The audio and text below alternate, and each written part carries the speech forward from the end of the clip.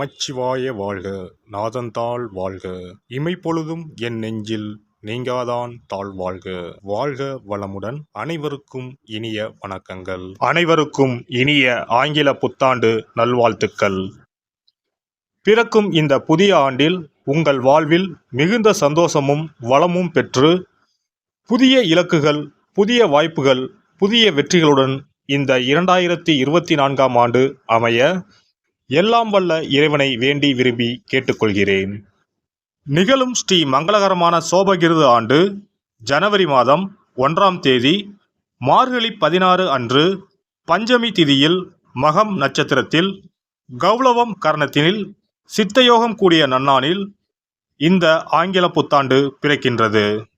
புத்தாண்டின் கிரக நிலைகளை ஆராய்ந்து பார்க்கும்போது குரு பகவான் மேசராசியில் வக்ர நிவர்த்தி அடைகிறார். ராகு பகவான் மீனராசியிலும், சனி பகவான் கும்பராசியிலும், புதன், செவ்வாய், சூரியன் தனுசு ராசியிலும், சுக்கிரன் விருச்சிக ராசியிலும், சந்திரன் சிம்ம ராசியிலும், கேது பகவான் கன்னி ராசியிலும் சஞ்சாரம் செய்கின்றனர். மே 1ஆம் தேதி குரு பகவான் மேசராசியில் இருந்து ரிஷபராசிக்கு பெயர்ச்சியாகின்றார். அக்டோபர் 9, 2024இல் குரு பகவான் ரிஷபராசியில் வக்ரகதி அடைகின்றார். இதனால் அனைத்து ராசிக்காரர்களுக்கும் யோகம் அடைவார்கள்.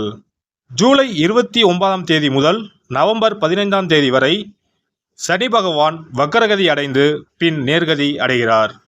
எதிலும் முன்னின்று செயல்படும் சிம்மராசி அன்பர்களே, உங்கள் கிரக நிலைகள் ஆராய்ந்து பார்க்கும்போது ராசிஸ்தானத்தில் சந்திரன், குடும்பஸ்தானத்தில் கேது, சுகஸ்தானத்தில் சுக்கிரன் புதன், புத்திரஸ்தானத்தில் சூரியன் செவ்வாய், களத்திரஸ்தானத்தில் சனி, அஷ்டமஸ்தானத்தில் ராகு, வாக்கியஸ்தானத்தில் குருவும் உள்ளனர். குரு பகவான் 5ஆம் பார்வையாக சிம்ம ராசியையும், 7ஆம் பார்வையாக துலாம் ராசியையும், 9ஆம் பார்வையாக தனுசு ராசியையும் பார்வையிடுகிறார். சனி பகவான் 3ஆம் பார்வையாக மேச ராசியையும், 7ஆம் பார்வையாக சிம்ம ராசியையும், 10ஆம் பார்வையாக விருச்சிக ராசியையும் பார்வையிடுகிறார். பிறக்கின்ற ஆங்கில வருட புத்தாண்டில் இருக்கக்கூடிய கிரக நிலைகளின் அமைப்புக்கு ஏற்ப வாழ்க்கையில் இனி வரப்போகின்ற நாட்களில் ஏற்படும் சுபம் மற்றும் அசுப பலன்கள் என்ன என்பதை நாம் அறிந்து கொள்வோம்.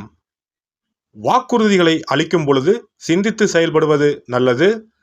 பாதியில் நின்ற கட்டிடம் தொடர்பான பணிகளை நிறைவு செய்வீர்கள். குழந்தைகளின் எண்ணங்களை அறிந்து நிறைவேற்றி வைப்பீர்கள். சிறு மற்றும் குறு தொழில் தொடர்பான கடன் சார்ந்த உதவிகள் கிடைக்கப் பெறுவீர்கள். ஆடம்பரமான சிந்தனைகளை தவிர்ப்பது நல்லது. ஜாமீன் விஷயங்களில் பொறுமை வேண்டும். மனதில் புதுவிதமான சிந்தனைகள் மலரும். தாய்மாமன் வழியில் அனுசரித்து செல்லவும். உறவினர்களின் வழியில் ஒத்துழைப்பு ஏற்படும். வெளியூர் சார்ந்த சிந்தனைகள் மேம்படும். தந்தை வழி தொழிலில் புதிய வாய்ப்புகள் கிடைக்கும். கலை சார்ந்த தொழில்களில் தனிப்பட்ட ஆர்வம் ஏற்படும். நண்பர்களின் தேவைகளை நிறைவேற்றி வைப்பீர்கள். புதிய விஷயங்களில் ஆர்வம் அதிகரிக்கும். மனதில் நினைத்த காரியங்கள் கைகூடும். வீட்டின் தேவைகளை நிறைவேற்றுவீர்கள். நீண்ட தூர பயணங்களால் செலவு அதிகரிக்கும். எதிலும் சிந்தித்து செயல்படுவது நல்லது. ஆடம்பரமான பேச்சுக்களை தவிர்ப்பது தெளிவை ஏற்படுத்தும். சாதுரியமான செயல்பாடுகளின் மூலம் மதிப்பு மேம்படும். தடைப்பட்ட பணிகளை செய்வதற்கான வாய்ப்புகள் உண்டாகும். உடல் ஆரோக்கியம். உடல் ஆரோக்கியம் தொடர்பான செலவுகள் குறையும். உடற்பயிற்சி சார்ந்த விஷயங்களில் ஈடுபாடு உண்டாகும். உடலின் தேவைக்கு ஏற்ப தண்ணீரை பருகவும், பொட்டாசியம் மற்றும் கால்சியம் மிகுந்த உணவுகளை எடுத்துக்கொள்ளவும்.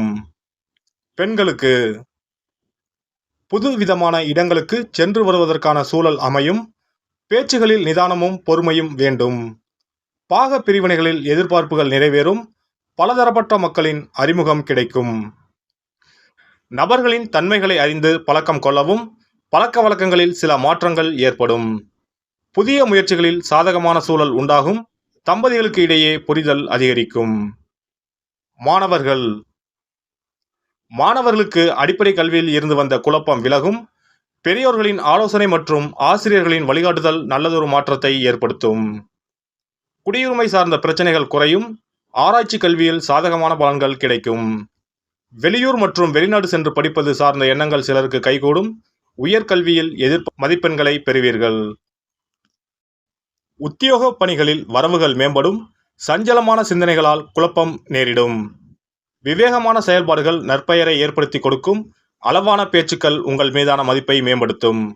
சக ஊழியர்களிடத்தில் பொறுமையை கையாளவும், மற்றவர்களுக்கு ஜாமீன் அளிப்பதை குறைத்துக் கொள்ளவும். பணிமாற்ற சிந்தனைகளில் ஆலோசனை பெற்று முடிவு எடுக்கவும். வியாபாரிகள், வியாபார பணிகளில் முன்னேற்றமான சூழல் அமையும். புதிய பயணங்களால் நினைத்த காரியங்கள் நிறைவேறும். அரசு வழியில் ஒத்துழைப்பு உண்டாகும். நுட்பமான சில விஷயங்களை புரிந்து கொள்வதால் ஆதாயத்தை மேம்படுத்துவீர்கள். கூட்டாளிகளின் வழியில் ஒத்துழைப்பு ஏற்படும். தினசரி வர்த்தகத்தில் சூழ்நிலை அறிந்து முதலீடுகளை மேற்கொள்ளவும். அலங்காரம் மற்றும் மலர் வியாபாரத்தில் லாபம் மேம்படும். கலைப்பொருட்கள் விற்பனையில் புதுமையான விஷயங்களை கையாண்டு மேன்மை அடைவீர்கள். கலை சார்ந்த துறைகளில் புதிய முயற்சிக்கு உண்டான பலன்கள் கிடைக்கும். சிறு தூர பயணங்களால் ஆதாயம் மேம்படும். நீண்ட தூர பயண வாய்ப்புகளும் சிலருக்கு கைகூடி வரும். எதிர்பாராத சில செலவுகளால் சேமிப்பு குறையும். அதிகார பொறுப்பில் இருப்பவர்களின் அறிமுகமும் ஒத்துழைப்பும் கிடைக்கும். சிந்தனையின் போக்கில் கவனம் வேண்டும். எதிர்பாலின மக்கள் விஷயங்களில் தலையிடாமல் இருக்கவும். கலை சார்ந்த துறைகளில் போட்டிகள் மேம்படும். அரசியல்வாதிகள், அரசியல்வாதிகளுக்கு தோற்றப்பொழிவில் மாற்றம் ஏற்படும். நுட்பமான சிந்தனைகளால் ஆதாயத்தை பெருக்கிக் கொள்வீர்கள். மறைமுகமான சில வருமானங்கள் மேம்படும். அவ்வப்போது சிறு சிறு வதந்திகளும் வழக்கு சார்ந்த பிரச்சனைகளும் ஏற்படும்.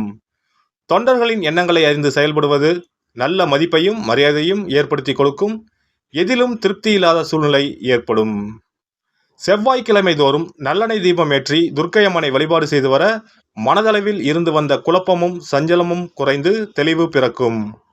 சிறப்பு பரிகாரங்கள். வருமானத்தை பெருக்குவதற்கு வருமானம் வந்ததும் அல்லது சம்பளம் வாங்கியதும் அந்த தொகையில் 1% தொகையை தனியாக எடுத்து வைத்து விடுங்கள். அந்த பணத்தில் பாலால் செய்த இனிப்பு வகைகள், வாயில் போட்டாலே தித்திப்புடன் எளிதில் கரைந்து வாயிற்குள் போய்விடக்கூடிய இனிப்பு வகைகளை வாங்கி ஆதரவற்றோர், சாலையோர பணியாளர்கள், தூய்மை பணி செய்வோர், ஆதரவற்ற நிலையில் வறுமையில் வாடும் குழந்தைகள் மற்றும் தொழிலாளர்களுக்கு கொடுங்கள். மகிழ்ச்சியுடன் உங்கள் கைகளால் இனிப்புகளை கொடுங்கள். இப்படி செய்வதால் சனி சுக்கிர யோகம் உண்டாகும். இதனால் வருமானம் பெருகுவதுடன் கையில் பணம் சேர்ந்து கொண்டே இருக்கும். வருமானத்திற்கு தடையோ பஞ்சமோ வராது. ஏதாவது ஒரு வகையில் பணம் வந்து கொண்டே இருக்கும். இது தவிர மாத சம்பளம் வாங்கியதும் அல்லது கைக்கு வருமானம் வரும்போது ஒவ்வொரு மாதமும் முதல் செலவாக வீட்டிற்கு கல்லுப்பு, ஊறுகாய் போன்றவற்றை வாங்கி வைக்கவும். கல்லுப்பு, ஊறுகாய் போன்றவை மகாலட்சுமிக்கு மிகவும் விருப்பமான ஒன்று. இந்த பொருட்கள் வீட்டில் இருந்தால் மகாலட்சுமியின் அருள் வீட்டில் இருந்து கொண்டே இருக்கும். எந்த காரணத்திற்காகவும் இந்த பொருட்களை தானமாகவோ கடனாகவோ கொடுக்கக்கூடாது.